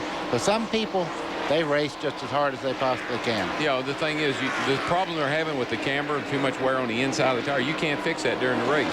There's some things you can do during the race to help that situation, but you cannot fix that camber problem. So guys like Terry Labonte, he says, hey, my tires are going away. They know by how far you turn the steering wheel. If you've been out here running all day and you turn the wheel to the, say, the 10 o'clock position through the corner. Oh, trouble in turn 4. We have a car in the wall. A lot of cars dodging. The 64 of Dick Trickle has had trouble and has pounded the wall. Looks like the right front corner of that car is down as well. Could be another tire that didn't quite have enough today. I heard it. I think I heard it pop. So we talked about how Dick Trickle has been so close so many times to winning a Busch Grand National event. Won't happen here today. Caution on the speedway. 168 laps complete. This may give everyone a chance to get the fuel and the tires they need to run to the checkered flag, but it knocks Trickle out on the box as far as the victory today. And Rich, that's the worst place. It's where you're carrying all that speed through the middle of the corner. You're wide open in the throttle, and that thing goes straight up the hill. And I tell you, Trickle, I just want to see him get up out of that race car right now. Going to show it to you one more time. There's the scuff mark on the wall where the Duraloop Chevrolet belted the concrete so hard. Rich, that's not a scuff mark, buddy. That's a hole in the wall. It is that, really and truly. I tell you, that you can't imagine. I know you've never driven a car, but you can't imagine how that hurts. It's like getting shot with a gun right there. Just a second ago, you could see the skid marks from the right front going towards the wall where the tire was down and it was skidding towards the wall. They're telling us from pit road that Dick is speaking to his crew on the radio, and he's all right. Let's take a ride with Trickle as the tire lets go. Oh, you hear it right there. Oh, he did get out of the throttle. You could hear that, but that was still a hard hit. Yeah, it's tough. Tire let go with enough force to tear some sheet metal off the right front fender. He's got the window net down, and the safety crew folks are on the scene, as well as the record crew, talking to Dick Trickle. So the leaders coming down onto pit road. Randy LaJoie, who's been the race leader for so long, brings the Phoenix Chevrolet down. Dale Jarrett on pit road 2. Let's go to Larry McReynolds. Okay, I'm in the Dale Jarrett pits. There was no question in their mind they was going to change 4 tires with 30 to go. Looks like no chassis adjustments. Again, his car has been a little bit loose. That may be just right for this 30-lap run. They fill it up with Unical gasoline, have a good right side stop. The left side tires go on. Windshield's clean. Little bit of struggle with the left rear. Now the left front, he's down the way. Glenn, how about Randy's pit stop? Well, likewise, Larry, they're changing 4 tires as well, filling it up with fuel. The Jackman nearly stumbled as he came around the car, but he's okay. They got the left side up right now. And there goes Mike McLaughlin out first. Dale Jarrett second. Randy LaJoie will be third, followed by Ricky Craven. Here's Randy Pemberton.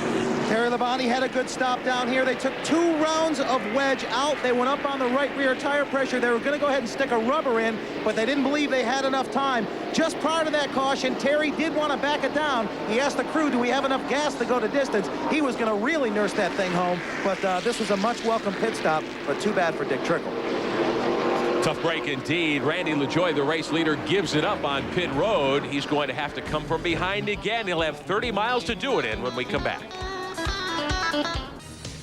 Today's exclusive coverage of the MBNA 200 on TNN is brought to you by Napa Auto Parts. At Napa, we keep America running. And by Peerless Faucet. Get more out of your faucet than just water. A lot of sunshine and blue sky today at Dover, Delaware, and a big crowd on hand to watch the NASCAR Busch Grand National Series in the MBNA 200. 27 miles to go. Time for an AutoZone Tech Fact, brought to you by the more than 1,400 AutoZone stores for the best in auto parts. As we've discussed in recent weeks, NASCAR Winston Cup racing is one of the safest forms of motorsports in the world.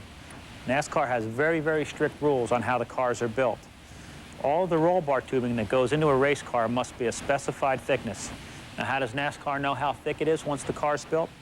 They've got this electronic thickness gauge that they put on each and every roll bar in every car, and it instantly tells you how thick the roll bars are in the car.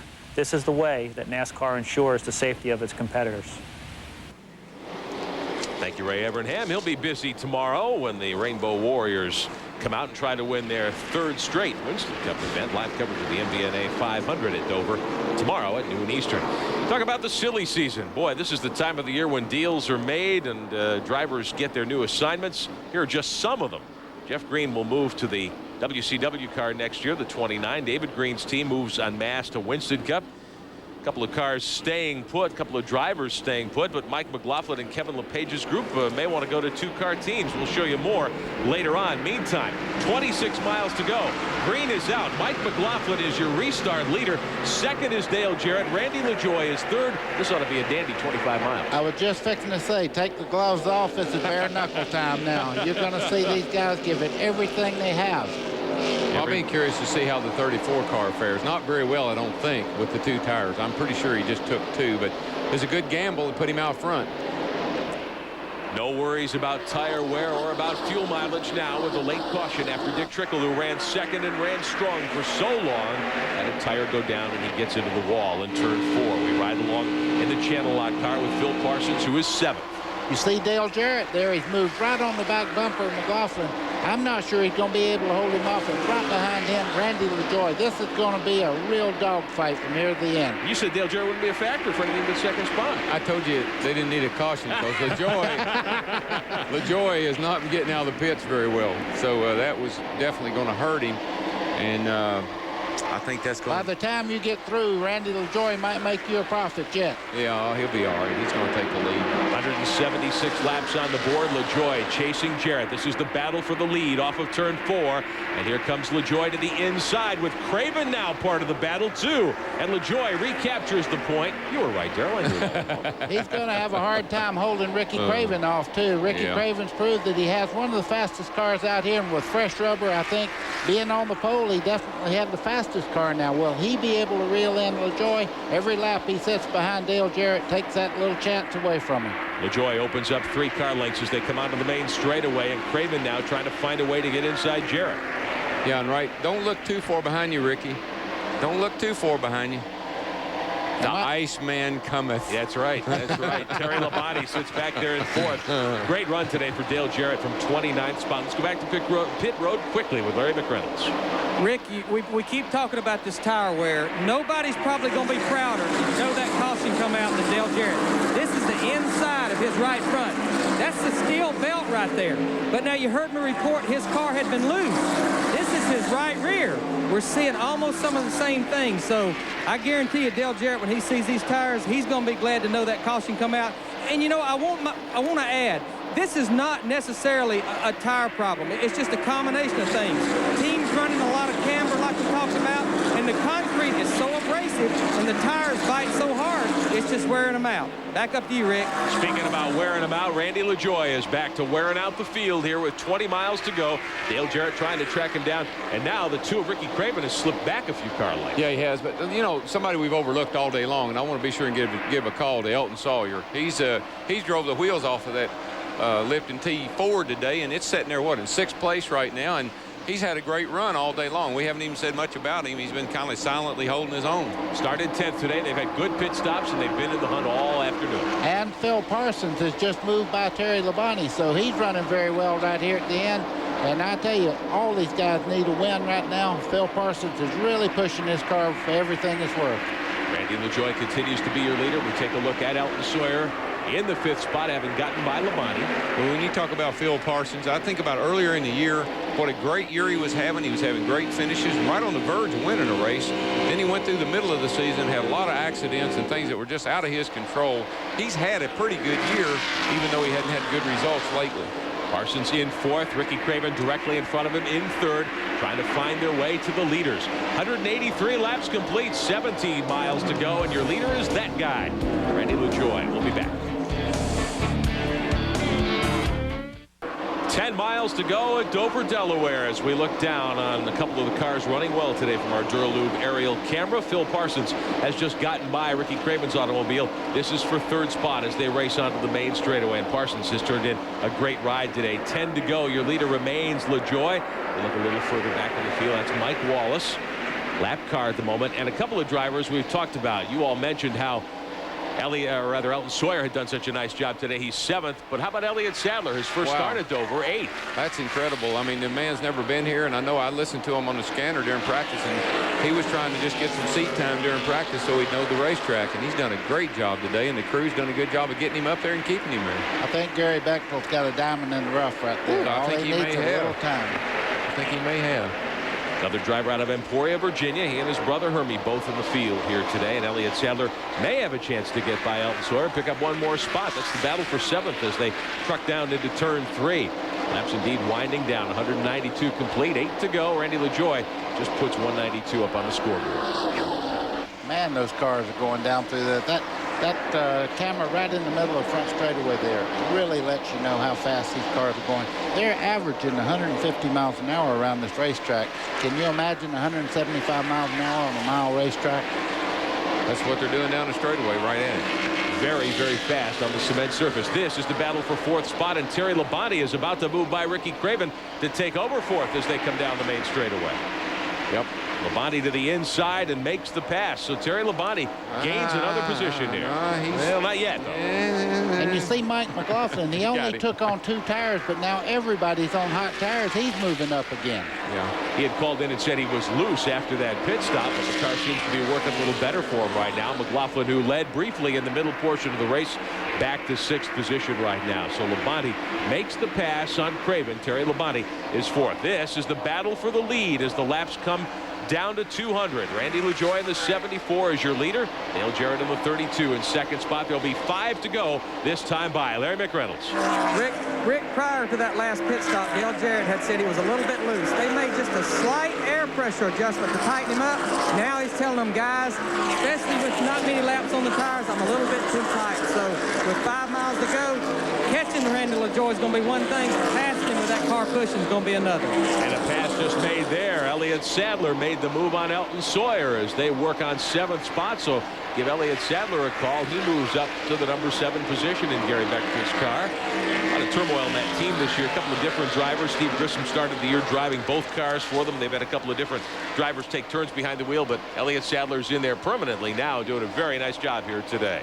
Yeah, he is doing a good job too. I tell you, I think that young man's got a lot of talent. We take a look back at the 2-point contenders. LaJoie looks as though he's pretty much got this one sewed up. But David Green, with that tire problem early, he has fought back. He's up to 18th spot, but he is 3 laps down to the leader. So Green won't lose quite as many points, but it'll still be a big gain in the standings here for Randy LaJoie as they put lap 197 up on the scoreboard. Do you know what I like about Green? He hasn't given up. He's still passing cars. He's still moving forward. He's just going to run out of time here.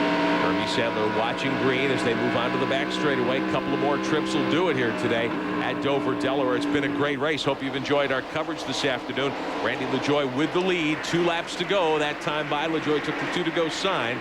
As we take a look back, Chad Little, who has struggled, ran up front early today, but hasn't been able to keep the John Deere car up in there at all. Hermie Sadler with a good afternoon. Buckshot Jones ran up front for a while, but he too's had problems. Buckshot shown back in the 19th spot right behind green. You know, Randy LaJoie has a nice lead and all, but one thing about it, you see, as the white flag is out, he has moved right up behind Randy LaJoie, and there's a lap car just in front of him. Will it come into play? I don't think so, but if it does, this race isn't over yet. Half a mile to go. Your leader is LaJoie down the back straightaway in the Fina Chevrolet at the Bill Baumgartner Base Racing Stables.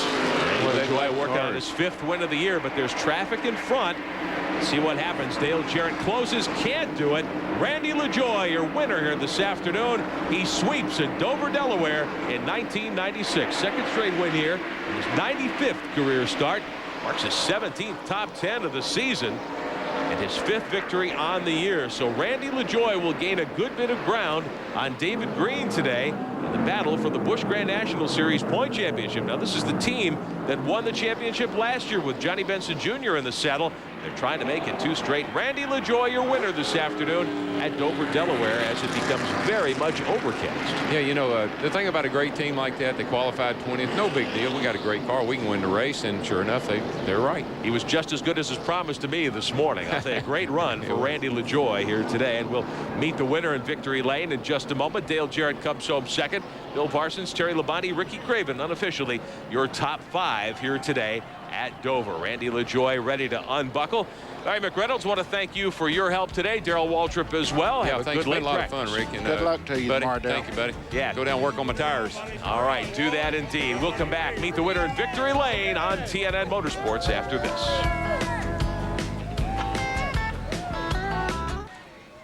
Welcome back to Dover, Delaware. Beautiful afternoon here in Delaware. 200 miles of Busch Grand National Racing complete.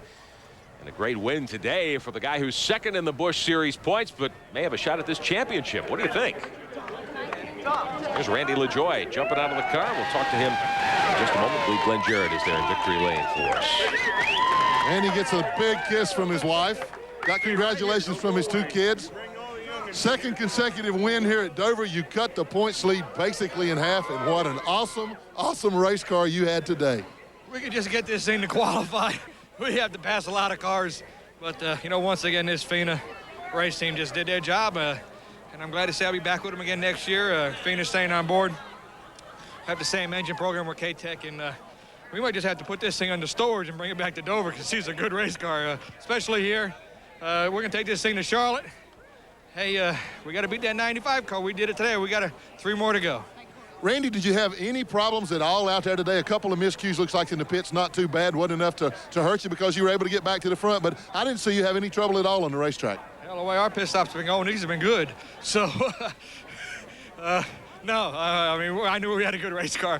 And early on, I mean, right from the practice, just the old car just don't qualify good here. I'm not sure if it's a car or me, but I knew we had a good race car for them, and you know, I can't say enough for this race team. They do a good job, and you know, once again, Goodyear had a great tire. I'm not sure, a couple of guys blew some out, but you know, we're in good shape with our tires. I was trying to take it easy on tires, and you know, everything's fine. Well, Randy, we've seen this team come back, bounce back a couple of times. You had a bad week last week at Richmond. You bounced right back. You've done that 2 or 3 times this year. I think that shows the championship caliber of this team. After all, this team is the defending Busch Series champion. It is, and I'm glad to be part of them. And we're going to need some help from David. Our 4 DNFs hasn't helped us a whole bunch. You know, the next guy with 4 DNFs is probably 6th in points, so or a bunch of points behind us. So it just tells you how good this race team is to have DNFs and be contending for this point championship. We're not giving up. I'm getting these belts as tight as I can get them, and I'm doing my job. These guys doing their job, and we'll be at Charlotte in a couple of weeks. Well, I'll guarantee you Randy LaJoie is doing everything he can. He doesn't know any way but wide open. I'm getting out of the way. His kids are kicking me in the shin. They want to hug their daddy. And he certainly deserves those hugs from his children. Randy LaJoie from Norwalk, Connecticut, the winner here today. His second win of the season at Dover, Delaware. Also a win on the mile at Nazareth and the mile at New Hampshire this season, plus on the 5/8 mile at Indianapolis Raceway Park. So LaJoie second in the Busch Series points, but he took a big chunk out of David Green's point lead. We'll come back and talk to some of the other key players in today's MBNA 200 after this. Brought to you by Gladiator and Universal Luxury Vans, the official vans of tracks, teams, and drivers throughout the NASCAR world. Call 1-800-445-2825 for a dealer near you. And we also want to thank the folks at Winnebago who take care of us very nicely when they're on the road. We're on the road, as a matter of fact. Highway transportation from Cedar Ridge RV Center in Branchville, New Jersey, featuring Winnebago Motorhomes. 1-800-988-4884, the number to call. You can find out why Cedar Ridge is the choice of champions. And commercial transportation for our telecast provided by Ryder, the official transportation company for Opryland. As we take a look at Dover Downs International Speedway. Big crowd on hand today to enjoy the MBNA 200, which goes in the Randy LaJoie victory column today. But a driver who did a great job coming home second is standing by with Randy Pemberton. Well, he's walking by, making the long trek from the Busch garage down in turn 4 to your Cup car in turn 1. Dale had a heck of a run today. Yeah, we did. Had a really good car. It was awesome at first. I really got through the traffic well, and second set of tires was a little bit loose, and I made a slight adjustment on that last set. And I think the cloud cover and my adjustment there got me a little bit tight, and Randy was a little better off the corner than me. But great run for our Band-Aid Thunderbird. Guys did a great job in the pits, and we're pretty happy. Need to win one of these things, but finished second 3 times this year. I know you try to learn a few things from the Busch race and apply it to the Cup race the next day. And we did see a possible problem with the tires. How do you go and combat that in the last practice session? Happy hour in the Winston Cup division. It's the same tire, Dale. Yeah, we've got a good idea of what we need to do to try to keep the tires on the car. That's going to be of utmost importance tomorrow. And I think I've got a good idea. Learned a lot of things right there. That's why I run these races on Saturday, and I think it's a definite advantage for us. Okay, go get in the Hot Rod Winston Cup car, and he's definitely one of the quickest guys in practice in the Winston Cup division. He's going to go confer with Larry McReynolds and Todd Parrott, try to get that car ready for tomorrow's MBNA 500. He certainly will be a contender. We're going to show you now, unofficially, the way the point battle stacks up in the Busch Grand National Division. 3 races to go on the season. Look at this. Randy LaJoie has cut that 128-point margin down to 57.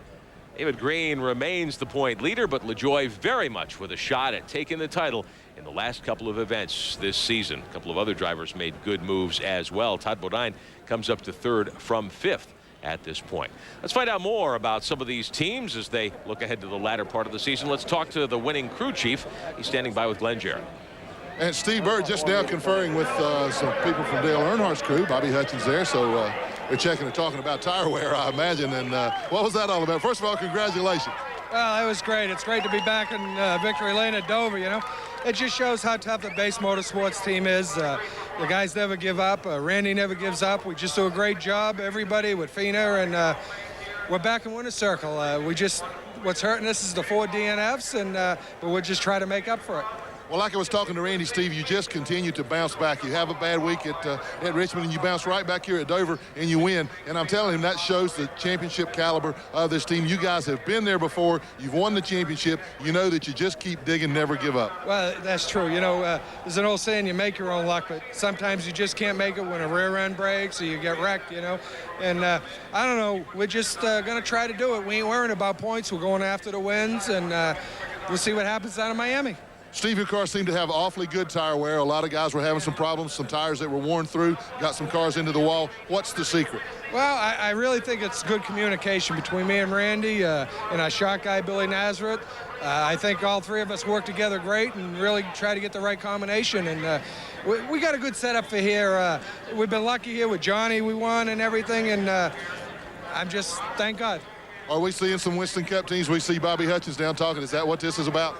I know, Earnhardt just want to know something, and I'll confer with him a little later and tell him something. If I can help him out, he's helped me out before, and it'll be great. It's been announced that you guys are going to have a 2-car operation next year. Are you going to head both teams up, and how much more work is that going to be on Steve Bird? Well, if we do have a 2-car operation, yes, I'll head it up, and I'll have 2 crew chiefs, you know, on both sides. But I don't know about that yet. Nothing's for sure. Steve Bird, one of the most successful crew chiefs in Busch Grand National history. What a great job they did today. Sure did, picking up their 5th win of the season as Randy LaJoie picks up his winner's trophy here at Dover and accepts the rest of the victory honors that go with taking a Busch Grand National victory here at the Speedway. Of course, coming up next, the Busch Grand National cars leaving the Speedway, but the Winston Cup stars will be coming out for what's always called happy hour, their final practice session before tomorrow's MBNA 500 that you'll see live coverage of on TNN Motorsports starting at noon Eastern time tomorrow. We've got a full day of motorsports for you tomorrow. Usually we bring you race day at noon Eastern. We're going to be on the air tomorrow at 4:30 in the afternoon and again at midnight Eastern time on race day. Will be your bridge tomorrow between the Winston Cup event and the NHRA Winston Drag Racing Series finals for the Maple Grove Nationals, not too far from here actually, in Reading, Pennsylvania. That will be on at 5 o'clock tomorrow, so we'll be bringing you coverage of all the weekend's big motorsports news on race day on TNN, 4:30 Eastern tomorrow, and then again at midnight we'll wrap up the weekend for you. NHRA today at 11 o'clock tomorrow morning, leading into our Winston Cup coverage at noon time. Winston Cup drivers settling up, ready to practice. We've got a lot more to tell you about here from Dover. We'll be right back with more after this.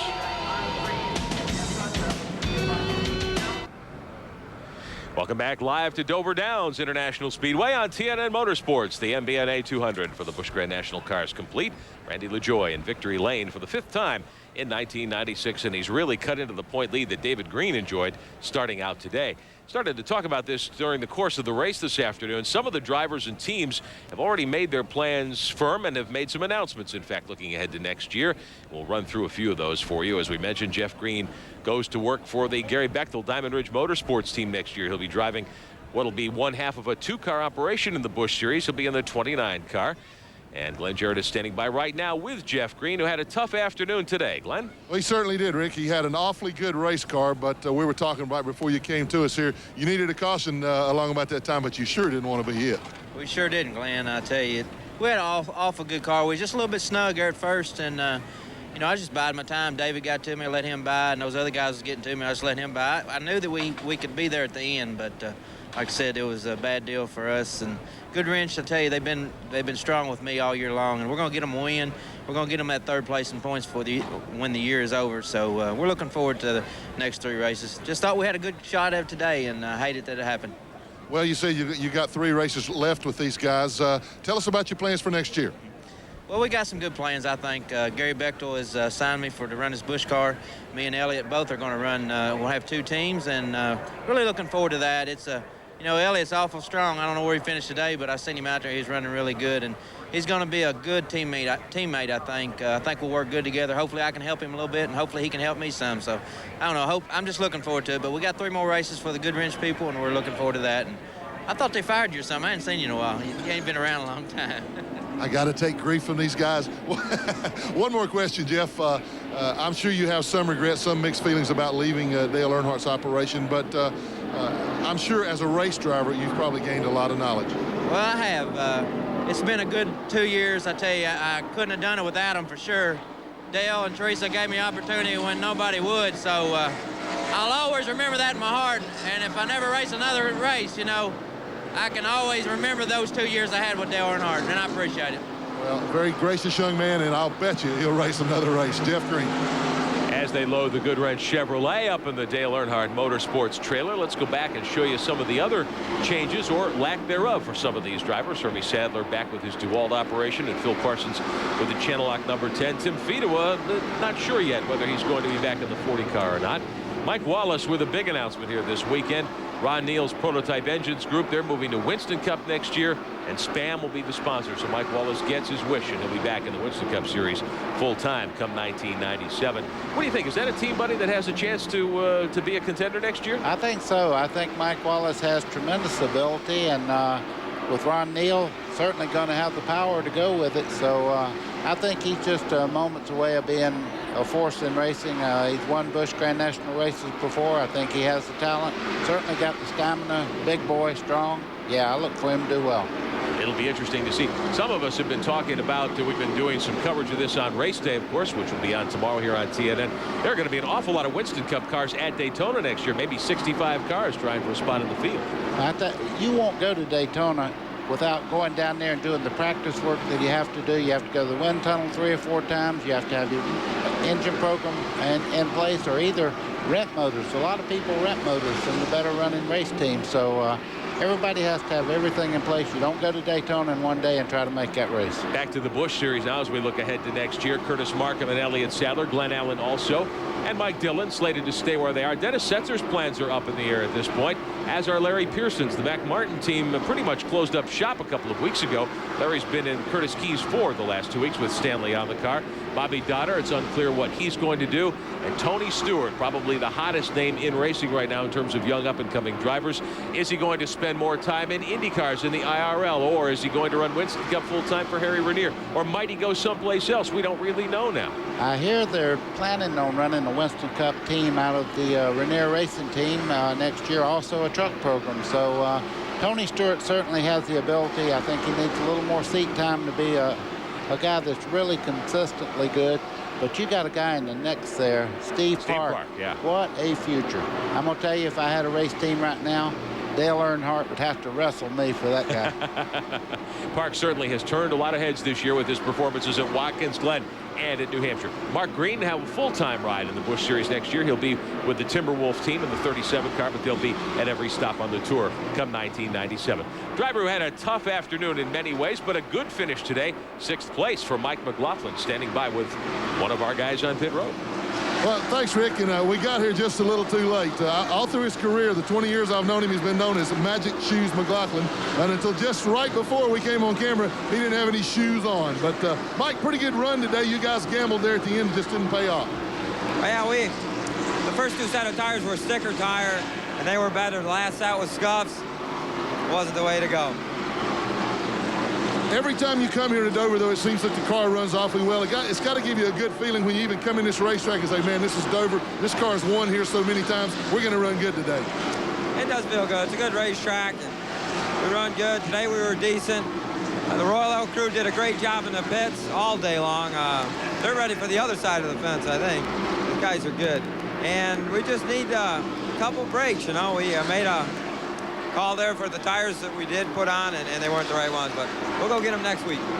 Mike, a lot of changes being made, a lot of people going a lot of places next season. What about your plans? You going to be here? I'm going to be right here. Royal Oak is our sponsor, and they're with us again next year, and can't say enough for the support they've given us all this year. It's a great company, and I want to thank everybody that supports them with Royal Oak Charcoal, using their great products, and we'll be right back here. I like this team. It's a great team. We haven't shown what we're capable of, and it's yet to come. We're hearing rumors that you guys may start a second team, have a 2-car team. Can you comment on that? There's talk of it. I'm not really sure what goes on, all of what's going on. I'm just trying to concentrate on the Royal Oak team, and the rest will fall into place. Well, go get the grill fired up. We're coming over for a cookout as soon as we go off the air. That's right. Let's party. Mike McLaughlin, the driver of the Royal Oak number 34, came home 6th today, ran up front, led a few laps, as a matter of fact, in today's 200-mile event for the Busch Grand National Series. Winston Cup practice. Final practice of the weekend before we go racing tomorrow at noon. Terry Labonte out on the speedway there. You see Bobby Hill and Ernie Irvin's car out there as well. And they are working on race setup at this point. Another driver who had a good afternoon today, came home, in fact, in the top 3, standing by with Glenn Jarrett. Absolutely, and Phil Parsons, another guy. Seems like when we come to Dover, he always runs well. Doesn't always have the best finishes, but you really seem to have a knack for getting around this racetrack, Phil. Well, we always have run well here for some reason, but today we had a good car today. I was really worried there in the middle of the car. The car automatically got so loose that I thought we had a flat tire, so I just kind of ran slow for a few laps, let the pack go by. And I really, you know, then if they didn't get any worse, then I don't think it ever actually got any better. But this racetrack has a tendency to get tight from the middle off. And my car was loose, so when all the other guys started getting tight middle off, my car really wasn't getting any looser. So then I was good compared to the competition. I think if we'd have went green the rest of the way, we'd have been really looking good. But we didn't. So I wasn't that great as good on short runs, but I probably overcompensated and tightened the car up a little bit too much on that last pit stop.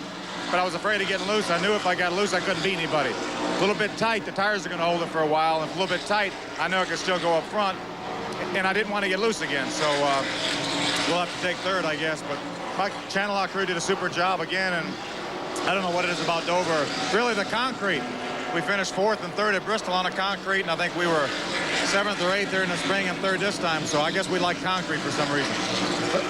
Phil, a lot of guys, we're talking about some of the guys that are changing, some announcements that are being made. You guys, not by your standards, I know, haven't had the best year, but you've had good, solid runs. You've been competitive, had an awful lot of bad luck, but you have announced that Channel Lock will be back with you next year. That's right. We're really fortunate to have Channel Lock's backing, and really tickled to death to be working with them, and they're great people. Want to say hello to them up in Meadville, but you know, we run well every week in, week out, and that's the thing that's important to me. Yeah, we've had some bad luck we've got run into sometimes, but we were running well, and that's the important thing too. You know, we started out behind the 8 ball here with a new team and didn't have any cars built. We really didn't have that much bad luck early on. We had it in the middle of the season when we really got caught up. Then we had the bad luck, but it's just one of those things, and fortunately we can get all the bad luck out of the way now, finish these last 3 races as strong as we did today, and you know, get us in a decent position for next year. Phil Parsons has won in the past at Charlotte Motor Speedway. That's their next stop. He can't wait to get there, Rick. Sure he can't. 3 races to go in the campaign. Charlotte a couple of weeks off. October 19th, Rockingham will be there on TNN Motorsports, and then Homestead wraps up the year as we watch happy hour practice for the Winston Cup cars in advance of tomorrow's MBNA 500, which you'll see live here on TNN starting at noon Eastern. Randy Pemberton patrolling the Winston Cup garage. What are they working on down there, Randy?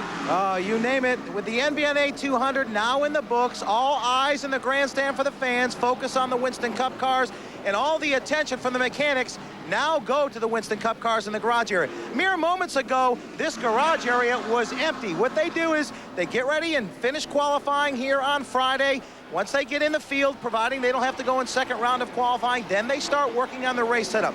Now, they had a practice here earlier this morning, and that was when these guys finally had an opportunity to run their race engine. They've got their race gear in the car. They now have their chassis set up underneath the car that is different from qualifying here on Friday. They've got their race engine in the car. So now what they've done is they've gone out. Most of these guys have got a plug check on their new race motor, make sure everything's functioning properly, and then they'll start working on their race setup, fine-tuning it. They go out and run a few laps, make sure the chassis is underneath it. Then they'll try to start extending their runs, try to make 30, maybe 30, 40 lap runs to make sure their tire temperatures are right, the air pressure buildup is about correct for them, and they'll keep tweaking and working on it. So right now they're going out, riding around a little bit, coming back in, doing a little consultation, and trying to work on their cars. Working on it indeed as we watch Kyle Petty, who won here a year ago, down into turn 3. We're near an Air Force base here as well. A lot more to tell you about from Dover. We'll be right back. Welcome back to Dover, Delaware. Busy in the garage area. The Dale Earnhardt team with David Green looking on. Maybe filling him in a little bit on what the track conditions were like today. Dale Earnhardt is there talking to his crew. Bobby Hutchins there.